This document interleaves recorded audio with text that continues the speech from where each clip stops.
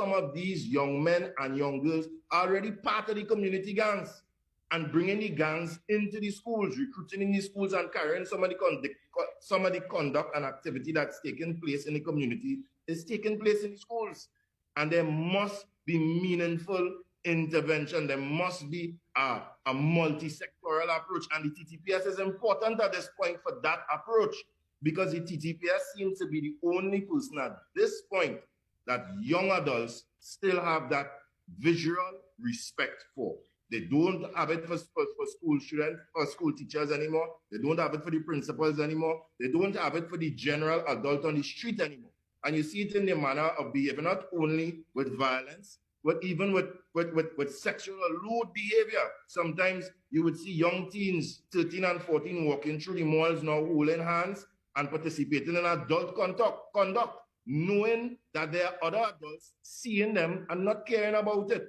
So I mean, first of all, we must understand this starts at the home. Parenting needs to improve. Parenting, I believe, possibly at an all-time low, because even parents are participating in bad behavior. But when that parenting at home fails, we must have other facilities within our society to help and to restore young people so that they become better adults when they grow up. Now, Mr. Fields, you mentioned the family, and as president of the Single Fathers Association, do you believe that the absence of that nuclear type of family or that extended type of family is contributing to what we're seeing now?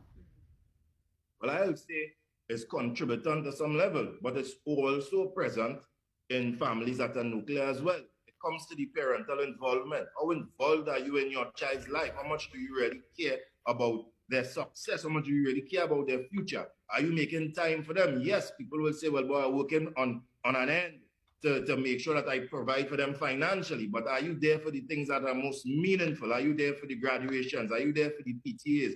Are you there when they're making achievements in school? Are you encouraging them to join community groups that will benefit them, like the police youth clubs, the cadets, things that will enrich their thinking? There are a lot of things that parents can do to yield better behavior from their children, and they really need to sit, to consult, and treat with it. Also, we have most children that you see are practicing deviant behavior. When you speak to the parents, they most time have somebody else to blame for it. Is the school cause it? Is the teacher? I've sat amongst many mediations in schools with parents and children who have been fighting or giving trouble, and the principals and those things. And I have to stop the mothers and stop the fathers. Most time is the single mother. And I know at the end of the day, sometimes you have to allow the young man to speak so we have an idea how we could assist him instead of making excuses for him. And that is the reality of it.